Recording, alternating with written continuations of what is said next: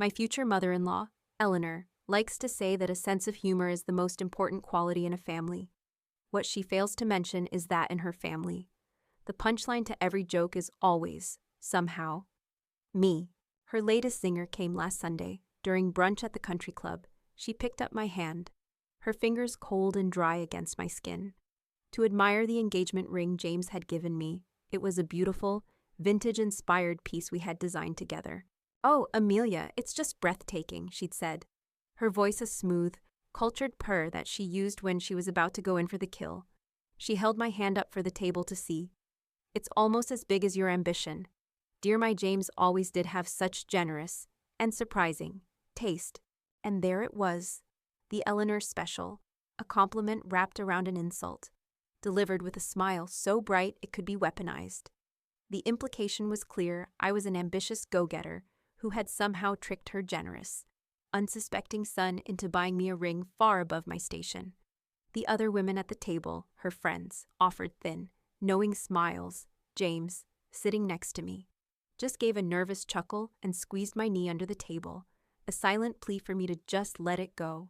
As usual, if you've ever been in a relationship where you are desperately in love with one person, but feel like you're in a constant, low-grade war with their family, well, you know the special kind of psychological hell I was living in.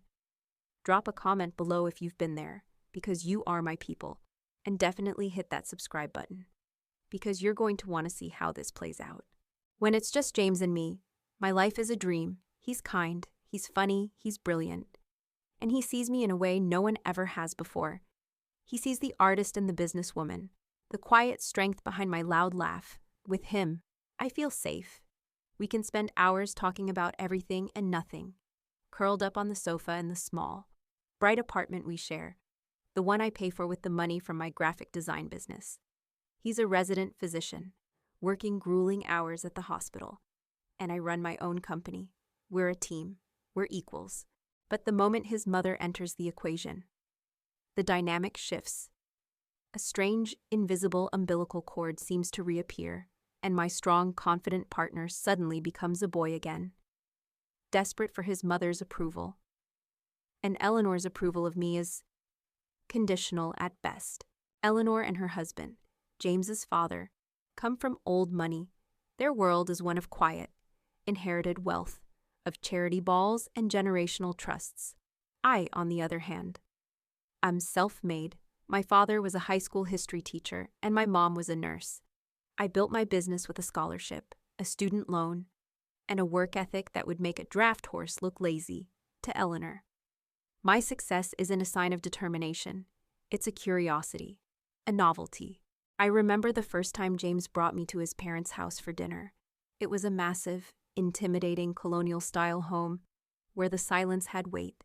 Eleanor had glided in, impeccably dressed, and looked me up and down, her smile not quite reaching her eyes. "So you're the graphic designer," she'd said, as if I were a new species of insect. "How fascinating. It's so wonderful that you have a little hobby to keep you busy."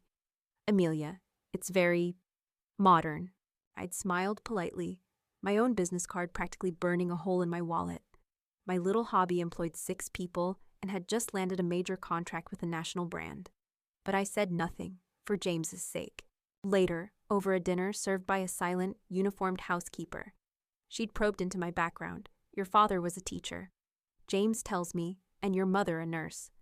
"How incredibly noble," she'd said, her tone implying it was the exact opposite. "It must be such a change for you, dear, being surrounded by all this." She'd made a vague gesture that encompassed the cavernous dining room, the heavy silver, the life of effortless privilege she inhabited. The message was clear. You don't belong here. After that dinner, James had apologized in the car. "I'm sorry about my mom," he'd said, reaching for my hand. "She's just from a different world. She has a weird way of showing she cares. She told me after you left that you were surprisingly well-spoken." I'd wanted to scream. Instead, I'd just squeezed his hand and said it was fine. But it wasn't fine. It was the beginning of a pattern, 1,000 tiny cuts, each one delivered with a smile and dismissed by the man who was supposed to be my partner. There was the time she told me she'd be happy to take me shopping to find an outfit more appropriate for the yacht club. There was the time she joked that my business must be a front for something illegal, because she couldn't fathom how a girl like me could afford her own apartment. Each time, I would look to James, and each time, he would offer a weak, placating smile and a quiet apology later. When we were alone, he never defended me in the moment. He never told his mother that her jokes were hurtful and unacceptable. He was a peacekeeper, and the price of his peace was always my dignity. I put up with it for one reason, and one reason only: James himself. My love for him was the only thing that made the Eleanor experience bearable. He was my home, and the memory of how he'd asked me to marry him was the foundation of that home. It had happened last fall. We'd taken a trip to Yosemite National Park with my best friend. Sarah's a travel blogger and is perpetually attached to her camera, creating content for her channel. We were on the final leg of a strenuous hike, a steep climb up to Glacier Point. We were sweaty, exhausted, and breathless. We finally broke through the tree line, and the view that opened up before us was staggering. The entire Yosemite Valley spread out below, with Half Dome rising like a granite god in the distance. It was one of those moments that makes you feel both infinitesimally small and infinitely connected to everything. Sarah, naturally, was filming. "Okay, guys. So we have officially died and gone to heaven," she was saying to her camera, panning across the vista. "The view from up here is insane. I'm here with Amelia and James. Guys, what do you think?" She turned the camera on us. We were standing at the edge of the overlook, my head on James's shoulder, both of us just staring out at the view, speechless. I started to say, but I couldn't find the words. James turned to me, his eyes shining with an emotion so intense it took my breath away. He looked different. All the easygoing humor was gone, replaced by a raw, powerful vulnerability.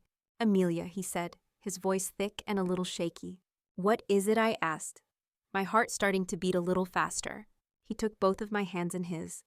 "I know this is crazy. We're sweaty and disgusting, and your friend is filming us," he said with a shaky laugh.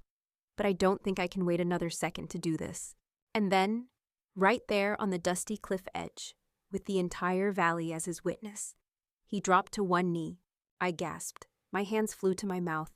Sarah, behind the camera, made a small, choked sound. "I know my family is complicated," he said, looking up at me, his heart in his eyes. "I know my mother can be difficult, but none of that matters when I'm with you. When I'm with you, everything is simple. You're my home. You're my center of gravity. I can't imagine a single day of the rest of my life without you in it." Tears were streaming down my face now. "I didn't plan this," he continued, his voice cracking. "I don't even have the real ring with me. It's back at the hotel, but I can't wait. Amelia, I love you more than I thought it was possible to love anyone. Please, will you marry me? Please, just say yes. I'm begging you." He was literally begging me, his face a perfect picture of desperate, hopeful love. Of course, I said yes. Through my tears, I knelt down and kissed him. Sarah, God bless her, had the presence of mind to keep filming for another 10 seconds, capturing the kiss, the stunning backdrop, the raw, unfiltered reality of the moment, before she finally let out a whoop and turned the camera off. That video file was sitting on a hard drive in my office at home. We'd laughed about it later, this accidental, perfect capture of the most important moment of our lives. I hadn't looked at it in months, but the memory of it was my shield. Whenever Eleanor would make one of her barbed comments, I would think of James's face in that moment, the desperation in his voice, the absolute certainty of his love. He had begged me. He wasn't trapped. He was the one who had set the trap, baited with a lifetime of happiness, and I had willingly, joyfully walked right into it. That memory was what allowed me to sit at that brunch table, with my hand in Eleanor's cold grasp, and smile back at her as she insinuated I was a gold digger. It was what allowed me to accept James's weak, non-confrontational knee squeeze. I loved the man who had knelt on that dusty cliff. My problem was that I was beginning to despise the man who sat silently beside me at the country club, letting his mother sharpen her claws on my self-worth. And I was starting to wonder how much longer I could love one without holding the other accountable. The foundation of our home felt solid, but I was beginning to see the cracks, and I knew, with a certainty that chilled me to the bone, that the next tremor might just bring the whole thing crashing down. Our engagement party was meant to be the official merging of our two worlds. We held it at James's parents' house because, as Eleanor had insisted, their garden was simply made for such an occasion, and their catering staff was far more reliable than any outside vendor. In reality, it was a strategic move to ensure the event took place on her turf, where she was the undisputed queen. My family and friends, a loud, loving, middle-class contingent from my side of the city, looked slightly out of place amidst the manicured hedges and quiet, old money elegance. My dad, bless his heart, kept marveling at the sheer size of the oak trees, while my best friend Sarah kept whispering jokes to me about which statues looked most likely to come to life after dark. I loved them for it. They were my people, a warm, vibrant island of authenticity in a sea of polite, passionless smiles. For the first hour, I allowed myself to hope. James was a dream, his hand always on the small of my back, his eyes full of love. He proudly introduced me to his father's colleagues, not as his artist girlfriend, but as the founder of a successful design firm. He made sure my father always had a fresh beer and laughed heartily at my friends' jokes.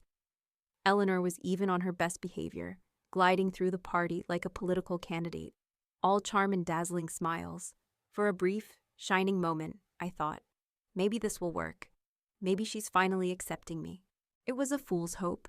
After the mingling and the appetizers, it was time for the toasts. James's father went first, giving a warm, if slightly generic, speech about welcoming me to the family. Then my own father stood up, his speech heartfelt, a little nervous, and full of genuine love for both me and James. There were tears in his eyes as he spoke about watching his little girl find a man who made her happy. It was beautiful. And then, Eleanor stood up. She tapped a crystal glass with a perfectly manicured nail, and a deferential silence immediately fell over the garden.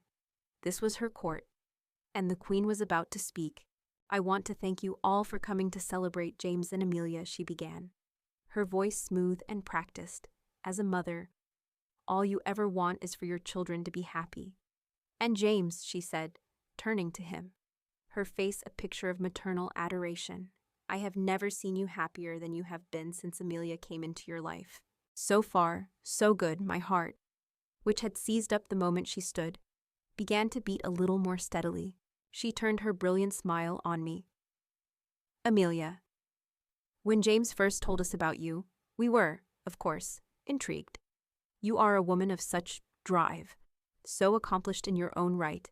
We are just so thrilled that our son found a partner who is his true equal."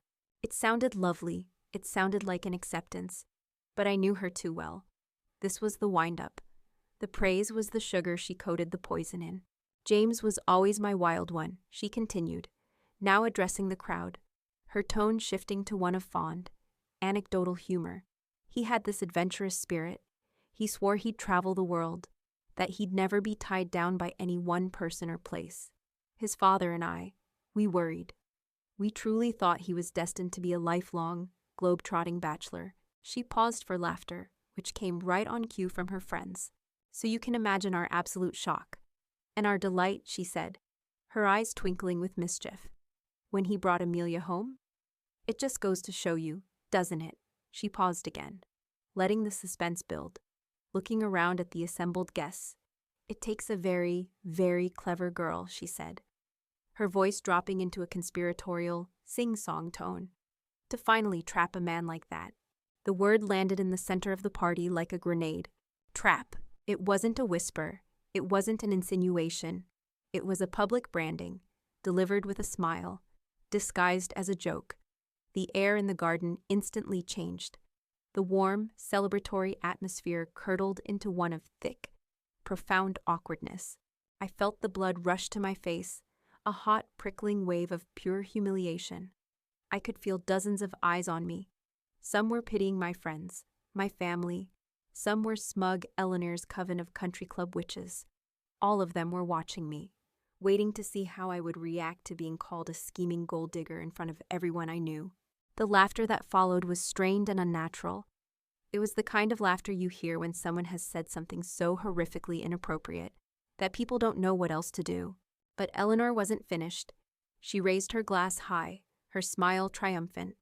We are so thrilled to welcome her, and her remarkable talents, into our family. To James and Amelia, my own toast, my own engagement party. And she had turned it into a public execution of my character. I was frozen. My smile was a rigid, painful rictus.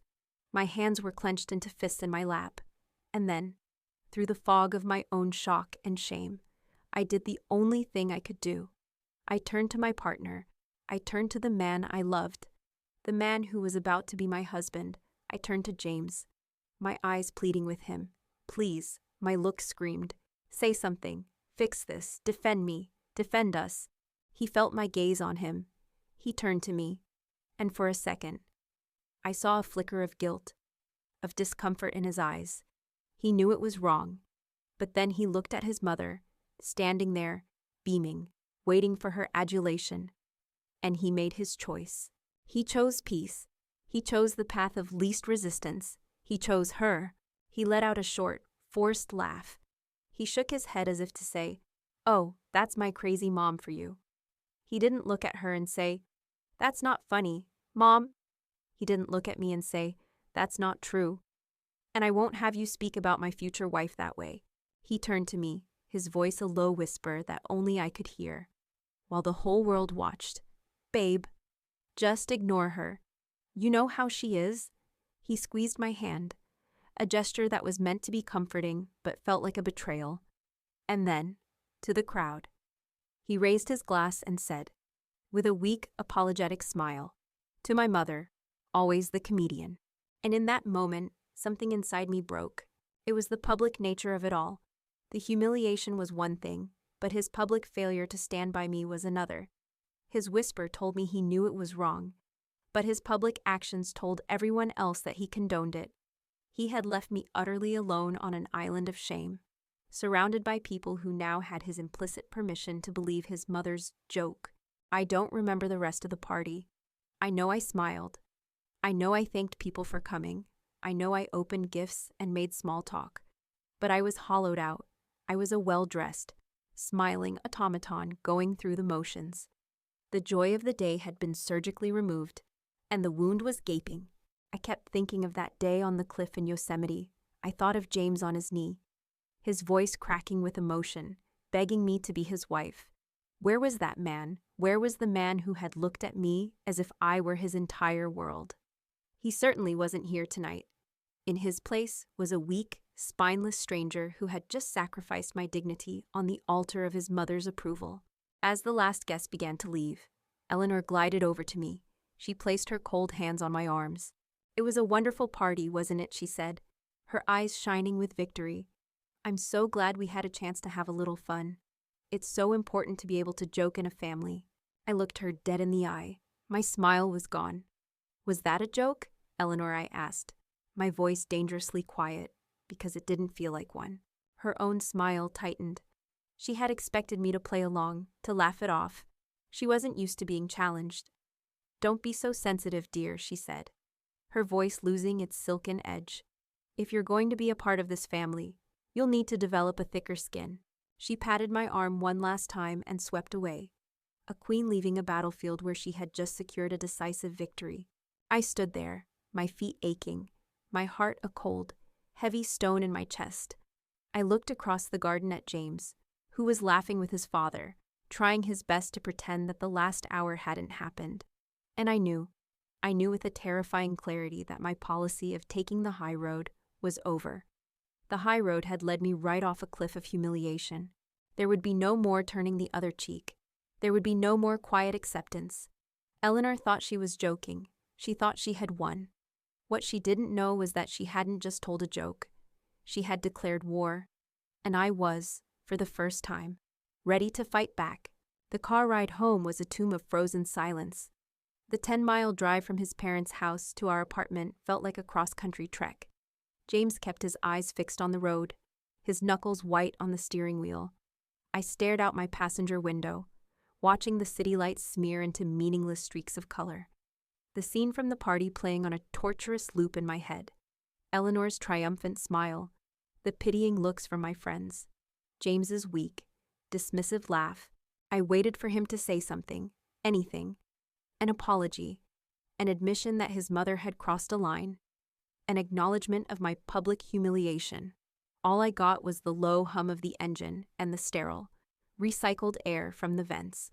The silence was his answer, and it was the most damning answer he could have given. When we finally walked into our apartment, the space that had always felt like our sanctuary now felt like a courtroom. He tossed his keys onto the counter with a clatter that sounded like a judgment. I couldn't take it anymore. I turned to face him, my arms crossed tightly over my chest. "So that's it?" Then I asked, my voice dangerously quiet. "We're just going to pretend that didn't happen." He had the grace to look uncomfortable. He loosened his tie, avoiding my eyes. "Amelia, can we not do this tonight?" It was a long day. A long day. I let out a laugh, a sharp, bitter sound that held no humor. "Oh, I'm sorry. Was it a long day for you?" "James, was it exhausting for you to sit there silently while your mother called me a manipulative, gold-digging trapper in front of every single person we know and love?" He finally looked at me, and his expression wasn't apologetic. It was defensive. "Oh, come on, she didn't say that." "Didn't she?" I shot back, taking a step toward him. "What part of it takes a very, very clever girl to finally trap a man like that did I misinterpret? Please, enlighten me. I'm dying to hear the charming, folksy interpretation of that little joke." "You're blowing this way out of proportion," he said, falling back on his usual script. It was a toast. She was emotional. She had a little too much champagne. It was a bad joke. Okay, I admit it. A terrible joke. But you can't take everything she says so personally. Every word he spoke felt like another betrayal. He wasn't just defending her, he was invalidating my feelings. He was telling me my reaction was the problem, not her action. "Personally," I asked, my voice rising with disbelief. "She publicly insulted my character at our engagement party." "James, how else am I supposed to take it? Should I be thanking her for her unique brand of humor?" "What did you want me to do, Amelia?" he said, his own voice rising to match mine. "Stand up and have a screaming match with my 70-year-old mother, ruin our own party? Is that what you wanted?" "No," I yelled, the frustration finally boiling over. "I wanted a partner. I wanted the man who was supposed to be my husband to stand up and say, calmly and firmly, 'Mom, that's not funny, and it's not true. Amelia is the best thing that ever happened to me, and I won't have you or anyone else speaking about her that way.' That's what I wanted. I wanted you to show me, and her, and everyone in that garden, that I am your priority. That we are a team." "We are a team," he insisted, his face flushed. "But she's my mother. I have to manage her. You don't understand the dynamic." "Oh, I understand the dynamic perfectly," I said, my voice dropping back to a cold, shaking fury. "The dynamic is that you allow your mother to disrespect me at every turn, and then you apologize to me in private and ask me to be the bigger person. The dynamic is that your mother's comfort is more important than my dignity. The dynamic is that you are a coward." "James." The word hung in the air between us, ugly and undeniable. He flinched as if I'd physically struck him. He had no response. The fight went out of him, replaced by a sullen, wounded silence. He just shook his head, turned, and walked into our bedroom, closing the door behind him. I stood alone in the living room, the silence now heavier than ever. That was it. He wasn't going to fight for me. He wasn't even going to fight with me anymore. He had retreated. I had laid my heart and my hurt at his feet, and he had stepped over them and closed the door. The feeling of being utterly, completely alone was a physical weight. I sank onto the sofa, the ghost of the party's laughter mocking me. I couldn't sleep. My mind was a racetrack of angry, heartbroken thoughts. Around 2 a.m., I gave up and went into my small home office. It was my space, the one room in the apartment that felt entirely mine. It was where I had built my business, where I created things tonight. It felt like the only safe place in the world. I turned on my computer, not knowing what I was looking for. A distraction. Maybe a connection to a time before Eleanor's poison had started seeping into the cracks of my happiness. I started clicking through old photo folders, looking at pictures from college, from my first solo trip, from the early days with James. Then I saw a folder labeled simply, Yosemite, her fall, 21. My heart twinged. That trip felt like it had happened a lifetime ago. To two different people. I opened the folder. It was full of photos of breathtaking landscapes and goofy selfies. And then I saw the video file. Glacier Point Hike, MP4. My cursor hovered over it. A part of me didn't want to watch. It would hurt too much. But another part, a desperate, masochistic part, needed to see it. I needed to be reminded of what I was fighting for. Or what I thought I was fighting for. I double-clicked. The video filled my screen. It started with my best friend Sarah's bubbly, laughing face. Okay, vlog squad. We have made it to the top of the world, she narrated. Before flipping the camera around, the screen was filled with the magnificent, panoramic view from Glacier Point. Then she panned over to me and James. We were standing at the railing, looking out at the valley. We looked so happy, so carefree. I watched myself on screen. A woman who had no idea how complicated her life was about to become. Then I watched James turn to me. I saw the look in his eyes, the raw emotion that the camera had captured with perfect clarity. And then I heard his voice, clear as a bell through my computer speakers, layered only with the faint sound of the wind. Amelia, he said, his voice thick with a nervous energy I could now see was pure, unadulterated love. I know this is crazy, but I don't think I can wait another second to do this. I watched him drop to one knee. I watched my own on-screen face register shock, then dawning, tearful joy.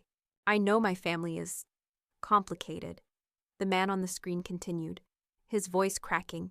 I know my mother can be difficult, but none of that matters when I'm with you. When I'm with you, everything is simple. You're my home. Amelia? My life didn't even start until I met you. You are the most brilliant, funny, and beautiful person I have ever known. And I know, deep in my soul, that I don't deserve you, but I'm hoping you'll overlook that. He took a shaky breath.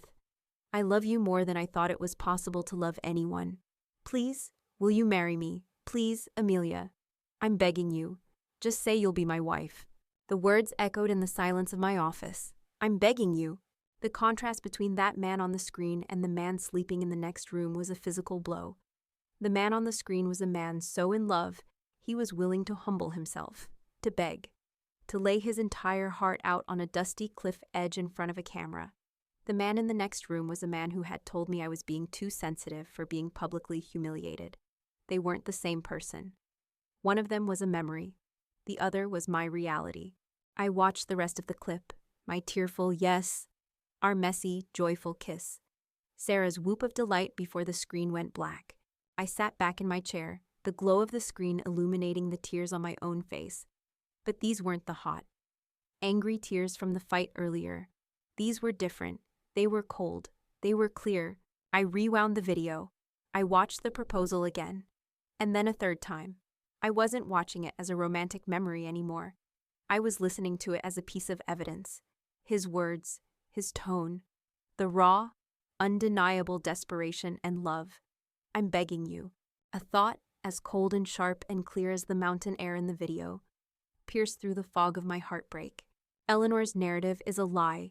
Her entire story, the one she tells her friends and her family and even herself, is that I am a clever predator who trapped her precious, unsuspecting son. But the truth was right here, in this video file. The truth was that her son had begged me. I looked at the screen, paused on James's pleading, emotional face. I thought of Eleanor's smug, triumphant smile at the party. I thought of James's weak excuses, and the sadness in my heart began to recede, replaced by something new. It wasn't just anger, it was an idea, a plan. A way to fight back not with yelling or with tears, but with the one thing a manipulator like Eleanor couldn't defend against, the undeniable truth. The video wasn't just a memory anymore. It was a weapon. It was the perfect, irrefutable rebuttal to her every joke. And in that dark, quiet office, at 3 o'clock in the morning, I decided, with absolute certainty, that I was going to use it. The only question was how to build the perfect stage on which to debut it. The morning after our fight, I woke up with a strange and unfamiliar sense of calm. The heartbreak was still there, a dull ache behind my ribs, but the frantic, desperate anger was gone. It had been replaced by a quiet, cold clarity. I knew what I had to do. The path forward was no longer a tangled mess of emotion. It was a straight, clear line. I got out of bed, went into the kitchen, and started making coffee, just like any other day. James emerged from the bedroom a few minutes later, his face puffy from sleep, his eyes wary. He was expecting the fight to continue. He was braced for more tears, more accusations. "Good morning," I said, my voice even and polite. I didn't look at him. I just focused on pouring hot water over the coffee grounds. "There's coffee if you want some." His confusion was a palpable thing in our small kitchen. Yeah, thanks," he mumbled. He hovered by the counter, clearly unsure of the new script. "Listen, Amelia, about last night."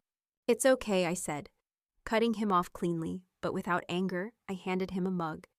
"You said what you had to say, and I said what I had to say. There's nothing more to discuss." "But I don't want you to be upset," he said, his voice laced with the familiar, pleading tone he used when he wanted to smooth things over without actually solving anything. I finally looked at him, and I gave him a small, serene smile that didn't reach my eyes. "I'm not upset, James," and that, I could tell, scared him more than my yelling ever had. My anger was a connection, a sign that I still cared enough to fight, my silence, my sudden, placid calmness. That was a wall. He could feel it going up, brick by brick, and he had no idea what was being built on the other side. For the next few weeks, I became the world's most pleasant and accommodating fiancé. I stopped fighting him about his mother. When he'd come home from a Sunday brunch with a new, frustrating story about something Eleanor had said, I would just nod and say, "I'm sure she meant well." When he would ask for my opinion on wedding details, I would offer it calmly and without argument. I was a placid sea, and it drove him crazy. He kept trying to poke and prod at my calmness, looking for the fiery, passionate woman he knew. He couldn't find her. She was in hiding. She was in my office, late at night, with the door closed. She was at my computer, with a pair of high-end headphones on, listening to the sound of the wind and a man's cracking, emotional voice. The first thing I did was download a professional audio editing suite, an upgrade from the basic software I had. As a designer, I understood interfaces and timelines. I dragged the Glacier Point Hike MP4 file into the program. I saw the video track and, below it, the audio waveform, a jagged, spiky line that represented the sound of my life changing. I deleted the video track. I didn't need to see the images anymore. They were burned into my memory. I needed to focus only on the sound. I put on my headphones and listened. It was all there, but it was messy. There was the sound of the wind whistling over the microphone, Sarah's faint breathing, the distant cry of a bird, and in the middle of it, James's voice. Methodically, I began to operate. I used an equalizer to isolate the frequencies of human speech and reduce the low rumble of the wind. I used a noise reduction filter to clean up the background hiss. I carefully amplified his voice, making it fuller, richer, and impossible to misinterpret. I edited out Sarah's gasp and the long pauses, tightening the narrative, focusing only on his words. The final product was a crystal clear, 52-second audio file. It was a distilled, potent truth serum. I know my mother can be difficult, but none of that matters when I'm with you. You're my home. My life didn't even start until I met you. I know, deep in my soul, that I don't deserve you. Please, will you marry me, please? Amelia, I'm begging you. Just say you'll be my wife. I saved the file as the Truth MP3 and airdropped it to my phone. It sat there, a small digital bomb, waiting. Living this double life was surreal. I attended a charity luncheon with Eleanor and James, smiling politely as she introduced me to her friends as James's fiancé, the artist. I nodded when one of her friends asked me if I would be giving up my little company after the wedding to focus on starting a family. I listened to James stumble through a non-answer, and I felt nothing but a distant, clinical curiosity. I was an anthropologist, studying the bizarre customs of a hostile tribe. At one point, Eleanor, feeling confident in my new, docile state, tried another one of her signature moves. She put her arm around my shoulders. "I'm just so thrilled James found a girl with a practical skill," she announced to the table. "If this whole marriage thing doesn't work out, at least we know she can design a fabulous divorce announcement for him." I'm joking. Of course, just joking. Her friends roared with laughter. James's face went red, and I just smiled. It was a serene, detached smile. I didn't flinch. I didn't get angry. I just looked at her. And my lack of reaction was a bucket of cold water on her performance. She faltered, her own smile tightening. She had been trying to get a rise out of me, and my refusal to engage was a power move she didn't understand. She couldn't fight an enemy who refused to show up on the battlefield. But I was on the battlefield. I was just choosing my own time, and my own weapon. The opportunity I had been waiting for arrived via a calligraphed invitation a week later. It was for Eleanor's 70th birthday party. It was not going to be a small family affair. It was a massive, catered event at Le Cirque, the most expensive and exclusive French restaurant in the city. The entire extended family would be there. All of her friends. Everyone who mattered in her world. It was to be the coronation of Queen Eleanor on her milestone birthday. It was the perfect stage. "Isn't this exciting?" James said, showing me the invitation. "A big party for Mom. I know things have been quiet with you two lately. This will be a great chance for everyone to come together and celebrate." He was misinterpreting my silence as acceptance, as a sign that I was getting over it. Let him. "It sounds wonderful." "James," I said, my voice full of a warmth I hadn't shown in weeks. "I wouldn't miss it for the world. We have to get her the perfect gift." His face lit up with relief. He thought his problems were solved. He had no idea they were just about to begin. The week before the party, I made my final preparations. I went to an electronics store and bought the best portable Bluetooth speaker I could find, something small enough to fit in my evening bag, but with a sound quality powerful enough to fill a silent, shocked room. At home, I practiced pairing it with my phone. I played the audio file. James's desperate, loving voice filled my office. Hearing it out loud, in the open air, gave me chills. It was so much more powerful than it was through headphones. It was undeniable. The night of the party, I took my time getting ready. I chose my dress with care. It wasn't a demure, "please like me" dress. It was a statement, a sleek, elegant, blood-red sheath dress. It was the dress of a woman who was not afraid to be seen. As I was doing my makeup, James came and stood in the bathroom doorway. He was already in his tuxedo, looking handsome and nervous. "You look, wow, Amelia," he said, his voice full of awe, stunning. "Thank you," I said, coolly meeting his eyes in the mirror as I applied my lipstick, a shade of red that matched my dress. Are you okay?" he asked, sensing the strange, calm energy coming off me. "About tonight, you know my mom. She'll be the center of attention. She might make a few jokes." I finished for him, a sharp edge to my voice. "Don't worry, James. I'm prepared for your mother's sense of humor." I finished my lipstick, blotted my lips, and stood up. I went to my closet and picked up the small, elegant black clutch I had chosen for the evening. I opened it. Inside was my phone, my lipstick, and the small, heavy Bluetooth speaker. I closed the clasp with a decisive click. The sound echoed in the quiet room. I was ready. James looked at me, a worried, confused expression on his face. He knew something was different. He knew the placid, agreeable woman of the last few weeks was gone, replaced by this calm, determined stranger in a red dress. But he couldn't name what had changed. He didn't know that I was walking into this party not as a guest, but as a prosecutor. He didn't know that my clutch wasn't a purse, it was a briefcase. And he didn't know that I was about to present my opening argument. Eleanor was expecting a night of gifts, praise and adoration for her 70th birthday. I was bringing her the truth.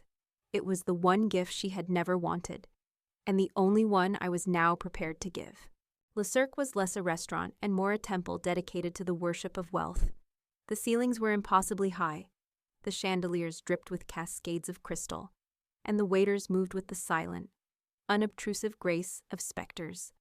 We were in a private dining room, a lavish, velvet-draped enclosure that Eleanor had booked for her 70th birthday. It was the ultimate home field advantage. She was seated at the head of a long, banquet-style table, a modern-day queen on her throne, surrounded by her court of adoring, silver-haired sycophants. I sat next to James, a picture of quiet elegance in my blood-red dress. I was a foreign ambassador in a hostile court, armed with a secret treaty and waiting for the opportune moment to present it. James was a nervous wreck. He kept shooting me worried glances, trying to gauge my mood. He couldn't. My calm was a fortress he could not penetrate. The first hour was a masterclass in ego inflation. One by one, Eleanor's friends stood up to offer fawning, saccharine toasts. To Eleanor, said a woman dripping in diamonds, the most elegant woman I have ever known, the glue that holds our entire social circle together. To Eleanor echoed a portly man with a booming voice, a true matriarch, whose wisdom and guidance is a gift to us all, and whose fundraising committees are the most successful in the city. They praised her style, her wit, her iron will disguised as charm. With every toast, I could see Eleanor puff up, her smile growing more beatific, her posture more regal. She was soaking in the adoration like a plant soaking in the sun. Completely oblivious to the storm cloud that was sitting right at her table, I sipped my water, smiled politely, and waited. My moment would come.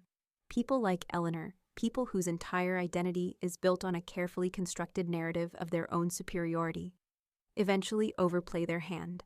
Their arrogance is a fatal flaw. The moment arrived after the dessert plates had been cleared.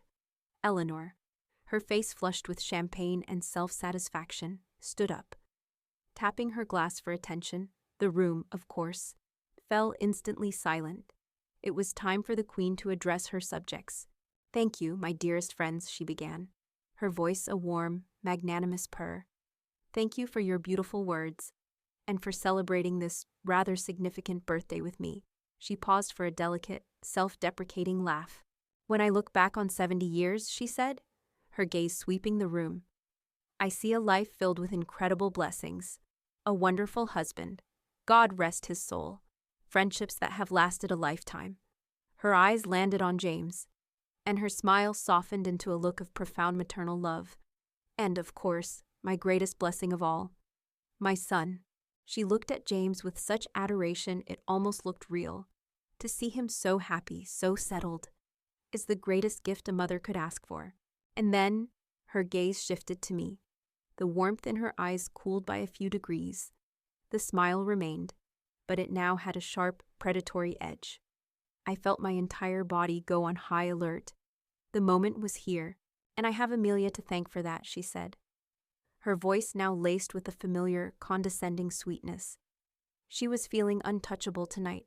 She was surrounded by her allies, filled with champagne, and emboldened by my weeks of silence. She thought she had won. She thought I had been tamed, and she couldn't resist one final victory lap.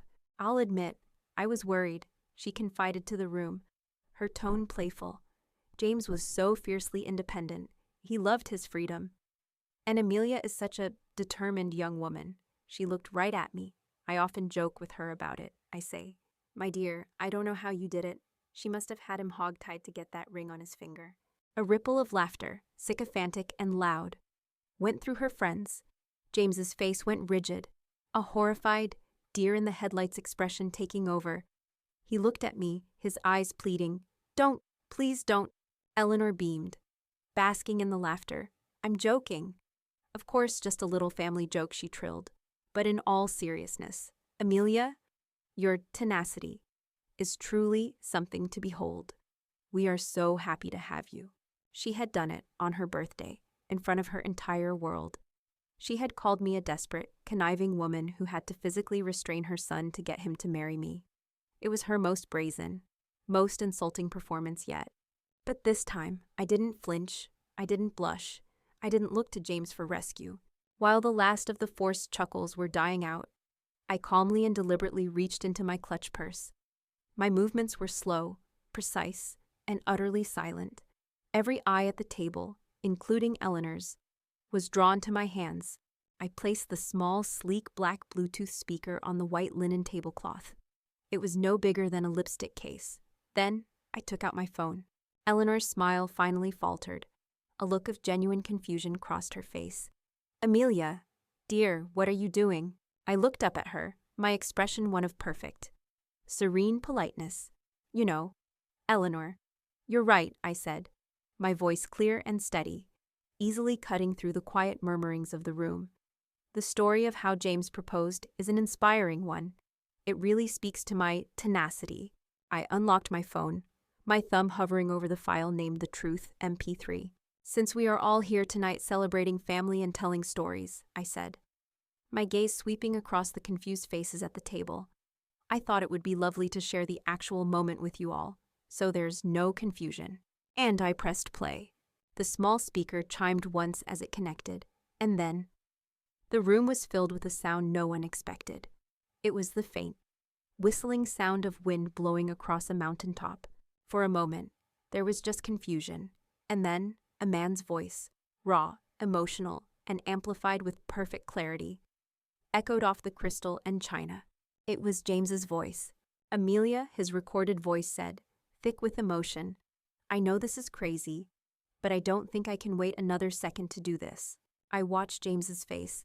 The color drained from it. He looked at me, his eyes wide with utter, horrified disbelief. He recognized his own voice, his own words, from a moment he thought was private, sacred. Eleanor's jaw had dropped. Her regal composure had completely disintegrated. She stared at the small black speaker on the table as if it were a bomb about to detonate. The recording continued, relentless and clear. I know my mother can be difficult, but none of that matters when I'm with you. You're my home. My life didn't even start until I met you. I know, deep in my soul, that I don't deserve you. I could see the guests shifting uncomfortably in their seats. They were leaning in, straining to hear, their faces a mixture of shock and morbid curiosity. This was no longer a birthday party. It was a courtroom drama, and they were the jury. The recording reached its crescendo. James's voice, cracking with vulnerability and desperate love, filled every corner of the silent room. I love you more than I thought it was possible to love anyone. Please? Will you marry me, please? Amelia, I'm begging you. Just say you'll be my wife. The final words, I'm begging you, landed with the force of a physical slap.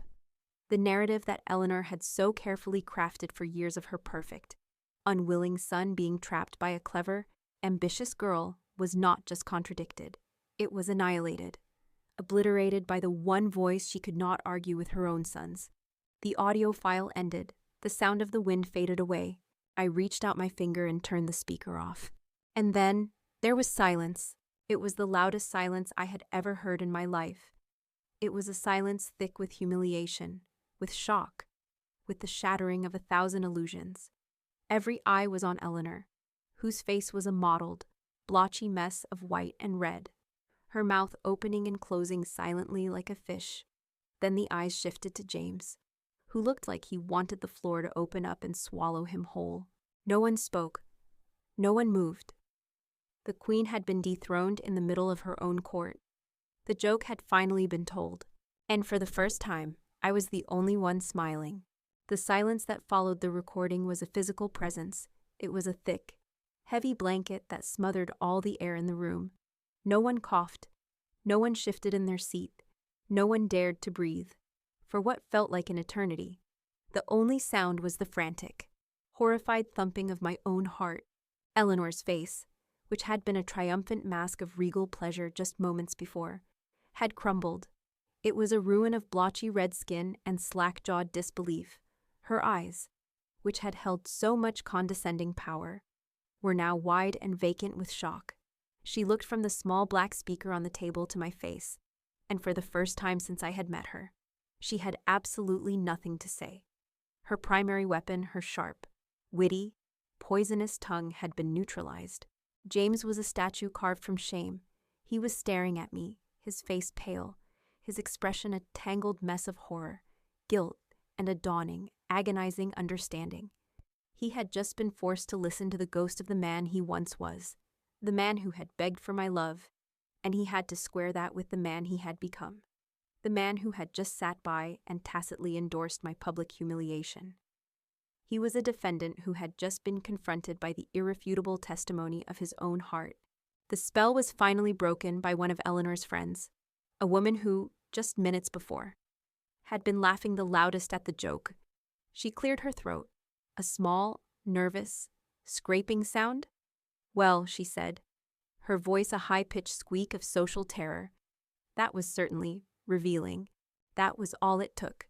The dam of silence broke, not into a flood, but into a series of panicked, awkward movements. People suddenly found their napkins fascinating. A man loudly signaled for a waiter. Someone else abruptly pushed their chair back and made a hasty exit toward the restrooms. The party was over. The court had been dismissed. Eleanor had been publicly stripped of her power, her narrative, and her dignity, and no one wanted to be caught in the blast radius. I stood up. My legs were steady. I calmly placed my phone and the small speaker back into my clutch. I didn't look at Eleanor again. She was no longer my problem. I looked only at James. "I'll get my own ride home," I said, my voice quiet, but carrying the unmistakable weight of finality. I turned and walked out of that private dining room. I didn't run. I walked with a straight back and my head held high, weaving through the stunned guests. I could feel every eye on me, but for the first time, I didn't care. I wasn't the victim of their judgment anymore. I was the author of the evening's events. I had taken back the narrative. I didn't wait for the elevator. I took the stairs, my heels clicking a steady, resolute rhythm on the marble. I walked out of the opulent restaurant and into the cool, clean night air. I was alone, but I didn't feel lonely. I felt powerful. I felt free. James came home 2 hours later. I was in the living room, sitting in the dark. When he walked in, he flicked on the lights, and we stood there, facing each other across the room, the space between us charged with everything that had happened. He looked wrecked. His tuxedo was disheveled, his tie was gone, and his face was etched with a shame so deep it seemed to have aged him. "Amelia," he began, his voice a raw, broken whisper. I held up a hand to stop him. I was done with his excuses. I was done with his apologies that weren't apologies. "Before you say anything," I said, my voice calm and measured, "I need you to understand what you did tonight. Not what your mother did, what you did. You sat there and you let her call me a schemer. You laughed it off. You told me to ignore it. You validated her. You chose her comfort over my respect. You showed everyone in that room that our partnership comes second to your fear of mommy. That is what you did." He flinched at every word, but he didn't argue. He just stood there and took it. "I'm sorry," he finally choked out. And this time, the words sounded different. They weren't the easy, placating apologies of the past. They were heavy, ragged things, torn from somewhere deep inside him.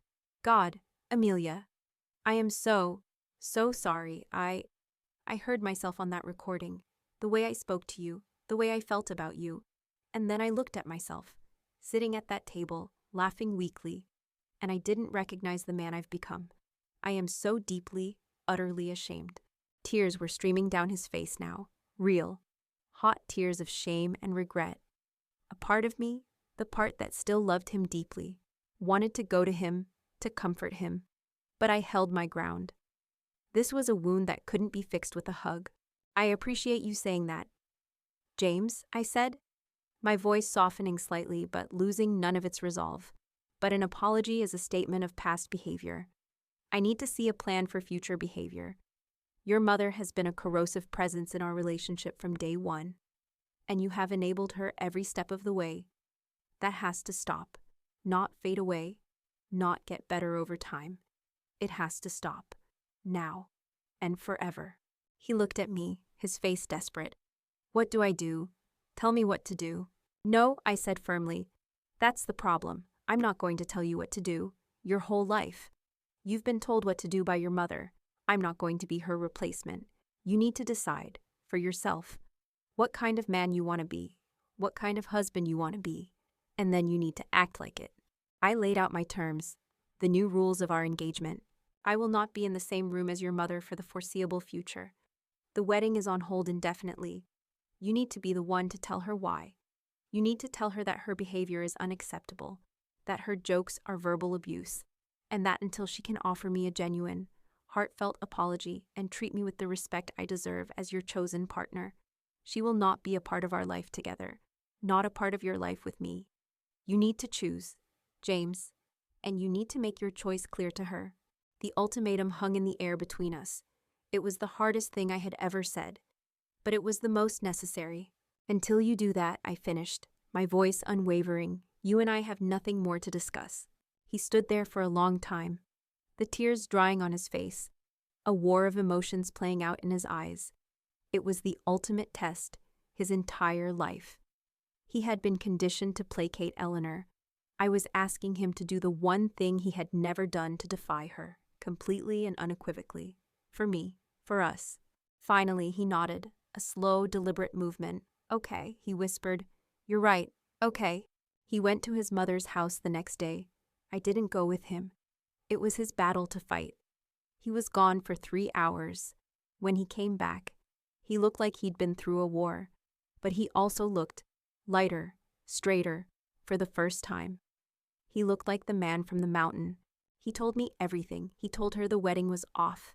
He told her he had listened to the recording of his own voice and realized how far he had strayed from the man he wanted to be. He told her that her treatment of me was a reflection on her, not on me, and that he would no longer tolerate it. He told her that he loved her, but that I was his future, and if she couldn't respect that, then she would not be a part of it. She had screamed, she had cried, she had threatened, she had tried every manipulative trick in her arsenal, and for the first time in his life, he had held his ground. He had chosen me, not with a whisper in a car, but with a clear, definitive action. That was 6 months ago. The wedding is back on, but it's going to be very different.